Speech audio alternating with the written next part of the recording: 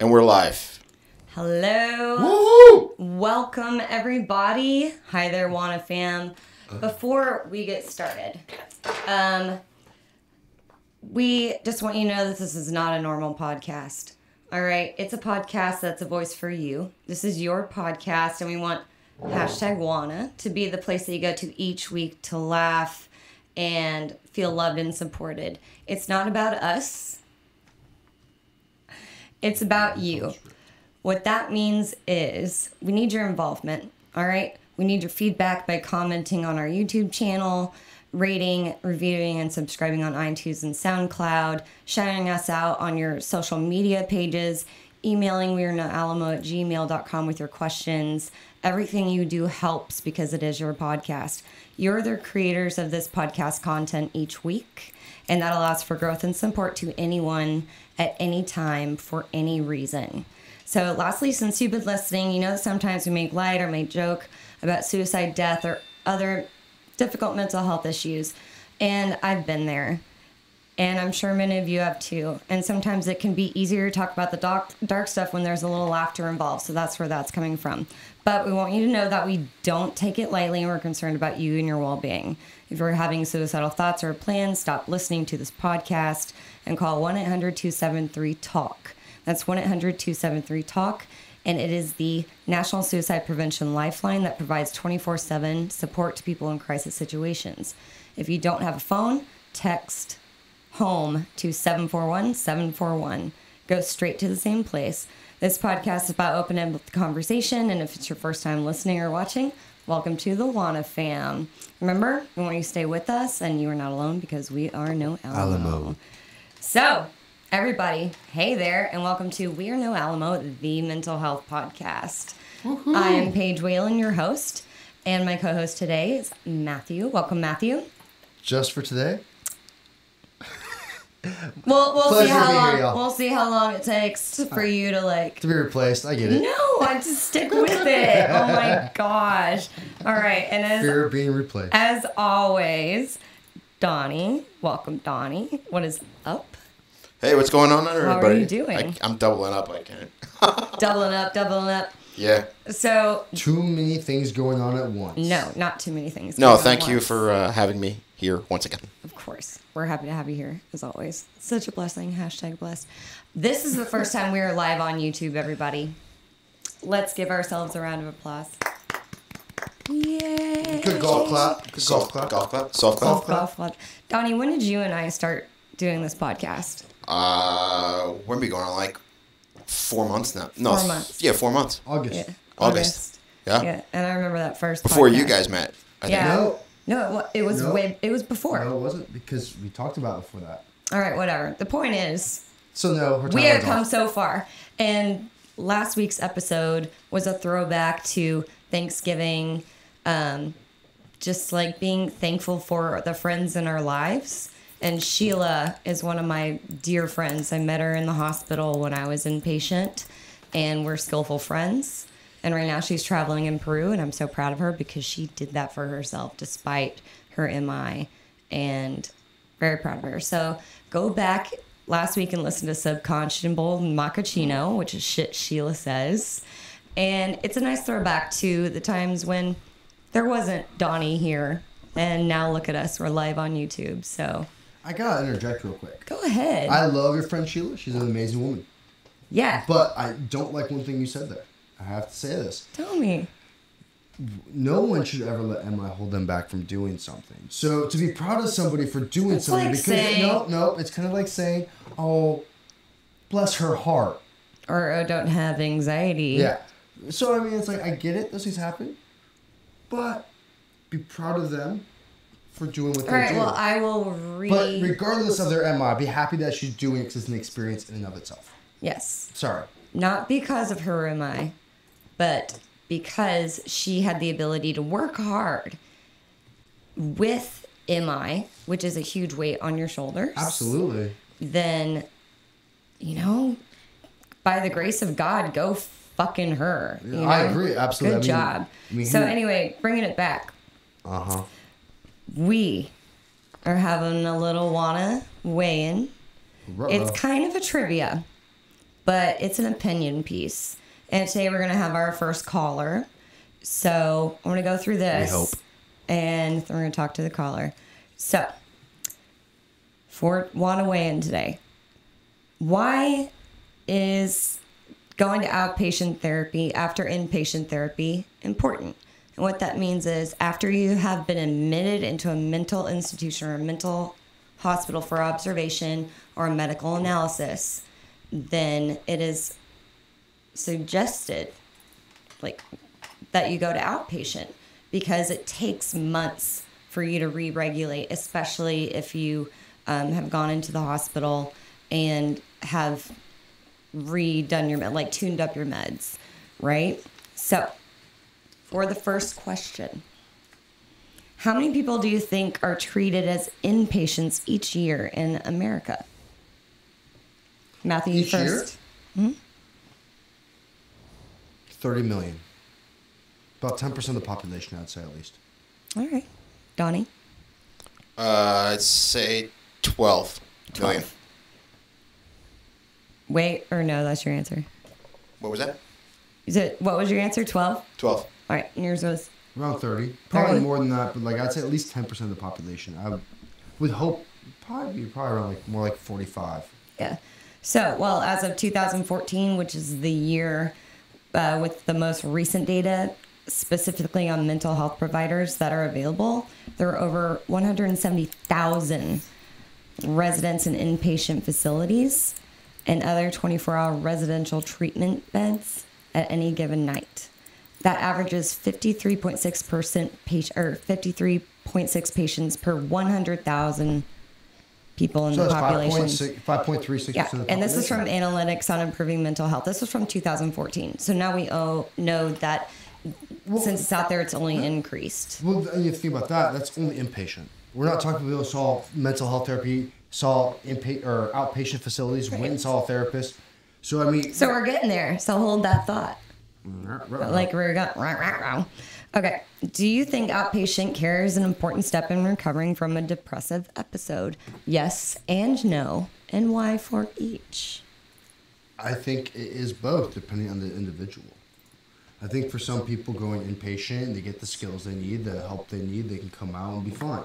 I'm not saying for everybody, but that's also the doctor-patient discretion, right? And we are not doctors here. Exactly. This is all experience. But I would say both. I would say for some, it's good, depending on how long you're inpatient, depending on the program and other things attached to it. So many more things. So, but yeah, I would say that for the average bloke, if you go inpatient, you probably should seek therapy service outside of it, even if it's not an intensive outpatient. So that's a yes. So, no, you don't think outpatient care?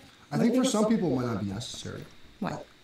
Because for some people they might have just had a break or something happened at the time frame. They needed some help. They got back on their feet.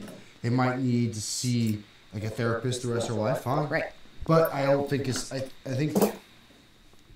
I guess I'm differentiating intensive outpatient versus outpatient. If you see a therapist once a month, I don't consider that outpatient as then just care. Yeah. Well, there's different, but continue. That would be my differentiation. Yeah. There's probably some statistical one. There's probably one that's actually there for me. Right. So I think it's absolutely necessary. All right. For me. So majority. So you're basically 80-20. No, 60-40, because I just don't know how many people who seek help, for a situation might not need it afterwards. Right. Or, everybody's different. So for me, do I think outpatient care is an important step in recovering from a depressive episode? 95% yes. Because I've read research lately, where is it? On ScienceDaily.com under the depression tab. Check it out.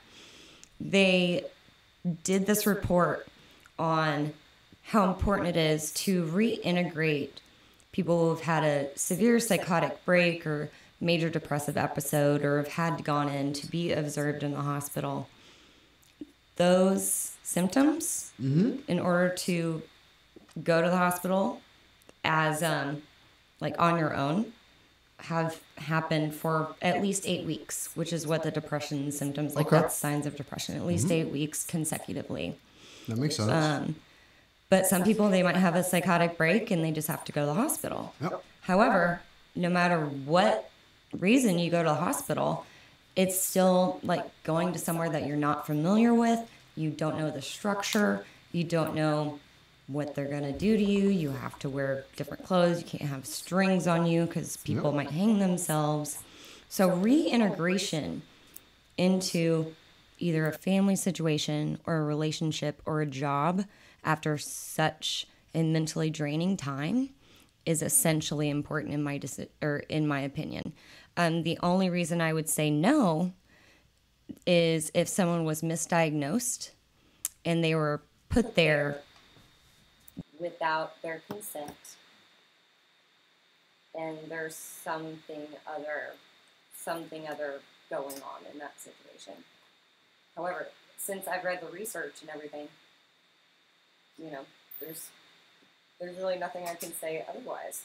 No, I get that. So, lastly, how many people do you think attempt or complete suicide after being discharged from a mental hospital? Do I have to give a number or a percentage? I'd say 15 to 20%. 15 to 20%. So we can break down the math with some hard numbers. All right, let's look at the math. I love math. Dr. David Rudd, a nationally known suicide expert who also worked for JAMA, this is the Journal of American Medical Association. Which is the shit. He gave a presentation about the warning signs and risk factors for suicide. Yeah. And had some research showing that weeks and months following discharge from a hospital for a mental health situation, people were dramatically at a higher risk for suicide. So, what's this about? I wonder. Yeah. So, is that the same thing for people when they get on antidepressants, have a higher risk of suicide? So they start feeling enough better? That's a little mythy. It's not within teens. In teens, it's 100% proven. It's a little mythy, I will agree with that, but there is that concept of you start feeling enough better to get out of bed. Mm-hmm. That's like the place where you need to take the next step because Right. you're finally able to go there. So I'm wondering if that has something to do with you went to a hospital for 30 to 60 days, depending on what it was. Or maybe 90. even 7 days sometimes. Or that too, which longer stays, in my opinion, are better. Depending. Depends on a lot of things. There's always ifs, ands, or buts. But I would say normally if you check yourself in for a mental health issue, staying in for 4 or 5 days, the longer the better. I agree. So after my inpatient therapy, my psychiatrist and my therapist suggested outpatient. And what outpatient is, we've talked a lot about it on this podcast, but it's the program that I was in was intensive outpatient dialectical behavioral therapy. And that's where we're getting our moments for mindfulness, our tip skill information. Can I say something? I have to interject. Yes. So, I will also say that not all intensive outpatients are equal. No, you're right. And Paige's experience with hers and mine were completely different. My inpatient hospital stay versus outpatient care was dramatically different. In my That's why intensive outpatient is great. Well, my outpatient was a money grab. Oh, okay. Because it was, 85% were mandated by the state to be there. Mm-hmm. So, you're just money grab. So my experience with actual inpatient was better. That's versus good. yours. Yeah. Okay. So, are we ready for our first caller? You think so? Yeah, I think we're ready. Okay. So, for our first caller in, I would like to welcome Ashley. She's calling in. Whoa. Hey. Welcome to We're No Alamo, the mental health podcast. How Hi, are you Ashley. doing? Hey, how are y'all? Great. How are you doing? Doing good. Good. So, Ashley, tell us a little bit about yourself. I met you in IOP, which is Intensive Outpatient Program. I have a bipolar 2 diagnosis and spent 19 days in the hospital. And currently, it's been about a year, and I work with 2 different charities and work for a company called Lush and go to school. Yay. Right on. And why are we skillful friends? Because it helps us remain healthy, mentally healthy, and in control. That is so true. And I'm so thankful for our friendship. Our social worker, whenever Ashley left, I said, I just respect her so much. It's like, well, once you get out, y'all can be skillful friends. We're like, yeah, we totally took it on. Like, hell yeah, we're going to do our IOP what skillful homework. friends mean? Ashley? I honestly don't know. I hear you talk about this all the time, but it's not a concept I'm familiar with. Okay. I'll start this, Ashley, then you can add on. So what a skillful friend is, you go to the hospital and you make this life decision to change and to fix your depression, not fix it, control it, find a new baseline, figure out medication. And there are people in there who are also not regulated as you are at the very beginning of group. And throughout group and throughout the therapies and everything, you do your homework and you find people who are doing that homework with you. Mm-hmm. So Ashley left and I made the decision to finish out the program so that I could be a skillful friend with Ashley so that we both knew our regulation skills for bipolar and depression and to make sure that we check in on each other. Yeah, and I didn't just leave. I finished before you. Well, you know what I mean. Good call, Ashley. Thank you for setting the record straight. I appreciate it. All right. Finished my program. I love it.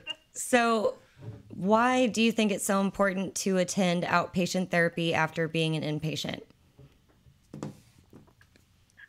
Because an inpatient kind of, when you're going through whatever type of breakdown you're going through, whatever type of mental illness, Am I? when you go into inpatient, it's kind of like they take everything in life away from you.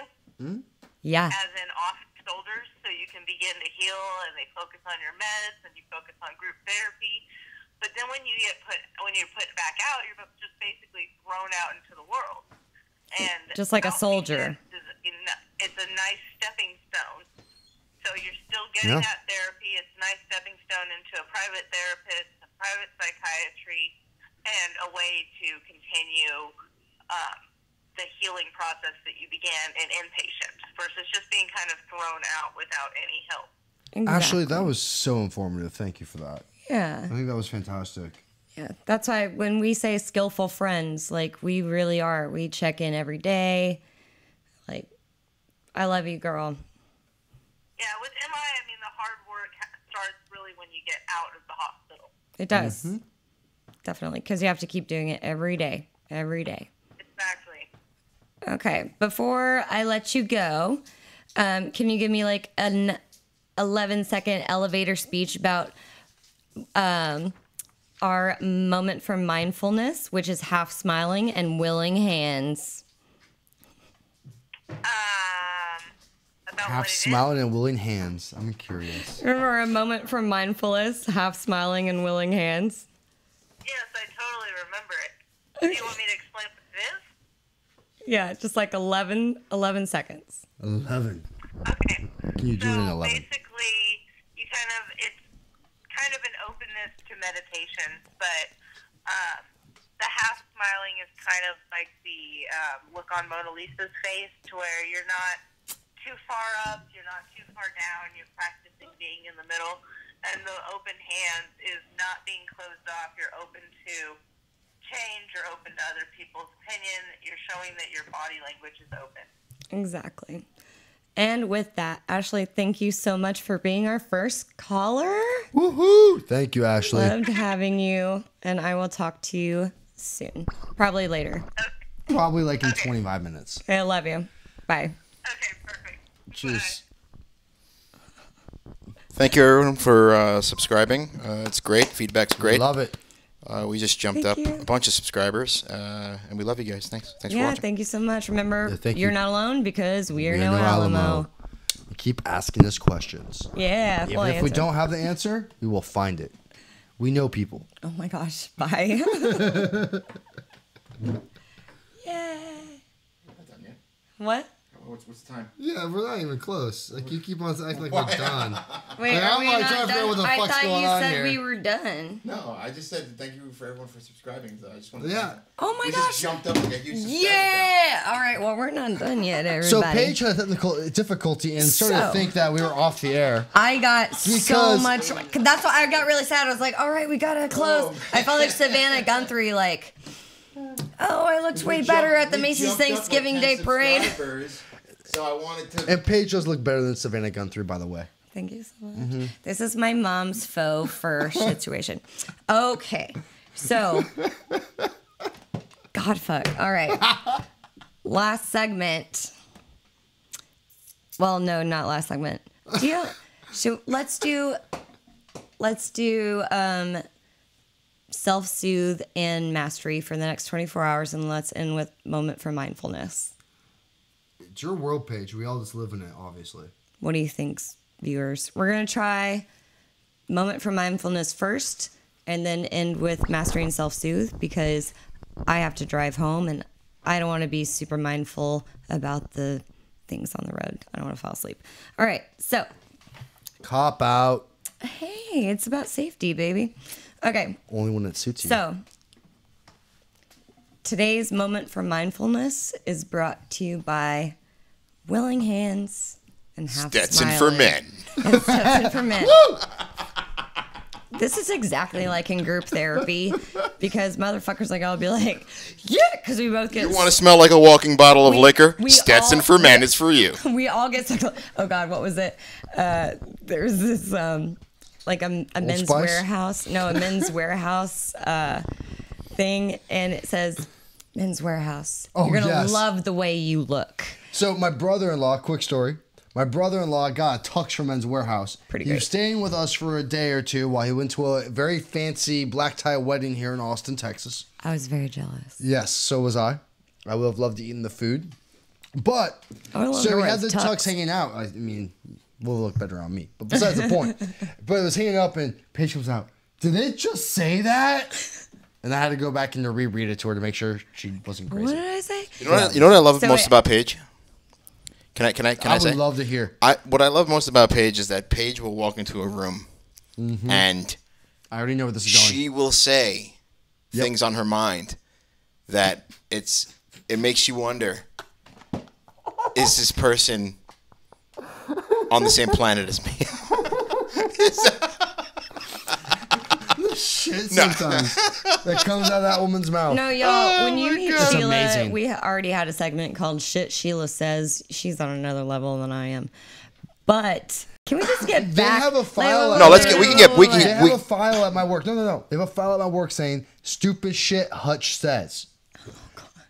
They have a file, so I understand. But mine is usually regards to being dumb. Hers. Mine is No. usually regarding. No, all honesty though, Things. this whole entire thing was created by you. We're just along for the ride.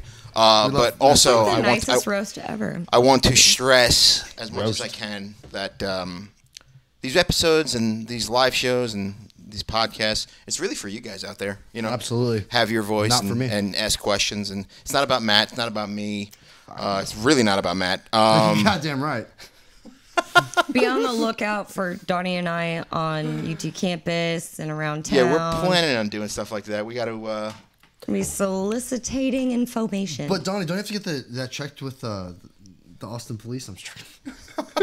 I don't know what he's talking about. I don't know how to cut live stuff out, but We can't. It's live. It's in the live ether TV. now. can we do moment for mindfulness? Come on. Go All for right. it. Willing hands. We're gonna start with willing hands. And everyone, I need you to get with it. Like yoga, get into a mindset. It's gonna be about a minute of just sitting with your thoughts. Hold on, wait. I don't want to interrupt you. We have a question. Yeah. Wasn't a question. Yeah, question. Let's hear it. Sherry asks, I have a question. Do you start at OPT? Do you start at OPT, outpatient? Therapy. Oh, okay. Outpatient therapy. If you can, yes. It's Whose decision is it, she asks. okay. you have the decision. After you are inpatient, you are given the opportunity to find a psychiatrist and a therapist or another hospital like Seton. I went to Seton for outpatient after I was inpatient at Austin Lakes Hospital. And this was my second inpatient experience at Austin Lakes. My first one was without consent. I had to go to the hospital. Second one was voluntary. And the first one, when I was involuntary and they offered me these resources, I was like, fuck you, I don't need this. I didn't want to come here anyway. And still experienced depression symptoms. So when I went back by my own volition and I was given these resources, I started IOP, or intensive outpatient therapy. And there are two types. There's dialectical behavioral therapy, and then there are a couple for substance abuse and also abuse, I believe. So you can check those out. Definitely at Seton. Check with your healthcare providers. They will help you. So no, it's your decision in your mental health. You have the resources available to you. It's just, am I well enough? Am I regulated enough to go do it? And sometimes the answer is no. And I hope podcasts like this will help you answer yes next time. So let's do mindfulness, okay? But let's also say something. No, let me answer the question too. But yes, if you don't need to go into the hospital. I'm listening because it's important. It is. And I have anxiety, and when things don't go my way, I get anxious. So I'm listening to you. It's okay. Goose Fraba. Anyway, and if you know the movie reference, that's even better. But it doesn't necessarily have to start with inpatient all the time. I was going to outpatient before I ever even thought about inpatient. So okay. I think it's not necessarily such a hard line. And that's why I was saying, like, it doesn't have to start with inpatient. It can start with outpatient. And then it can go both ways. Like, it's an open, it's a pendulum. It swings so far either way. It's just what's right for you in the time you're in. And hopefully, seeking help is that time. Right. If you need it. Exactly. But you always have an option. Always. Like if you're inpatient or outpatient. All right. Are you ready to do this? Maybe. Okay. What are we doing now? Willing hands. Since it's a podcast / YouTube channel, we're going to do sitting. So, everyone, this is group therapy, everybody. Like, you should have heard my social worker. Willing hands time. Open your hands. Put them in a comfortable place. Place them on your lap or your thighs. Make sure your hands are unclenched and turned outward. You're on live right now, babe. I am. I don't do well with the whole meditation thing. Well, you're going to learn. And I am. Why don't you do this? Close your eyes. Don't think about the podcast equipment. Nothing. And with these hands unclenched, turn them outwards with palms up and fingers relaxed. Now, next step. Half smiling. First, I want you to relax your face from the top of your head down to your chin and jaw. And let go of each facial muscle, forehead, eyes, and brows. Going down to your cheeks, your mouth, and tongue. Are your teeth slightly apart? Try tensing your facial muscles and then letting go. A tense smile is a grin. It might tell your brain that you're hiding or masking your feelings, so relax a little bit. Let both corners of your lips go slightly up, just so you can feel them. It's not necessary for others to see it. You can do this in a car, just without your eyes open. A half smile is slightly upturned lips with a relaxed face. Last step, try to adopt a serene facial expression where your eyes are closed, you relax. Remember, your face communicates to your brain, your body, and that connects to your mind. By half smiling and willing hands whenever I do this, it is to reduce my own intensity and anxiety and depression.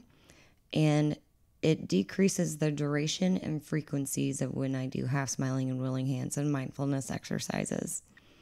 It's helping reduce my own potential fallout, which is what I want you guys to use these mindfulness practices for. And you can go to any IOP, any dialectical behavioral therapy website. These resources are for you.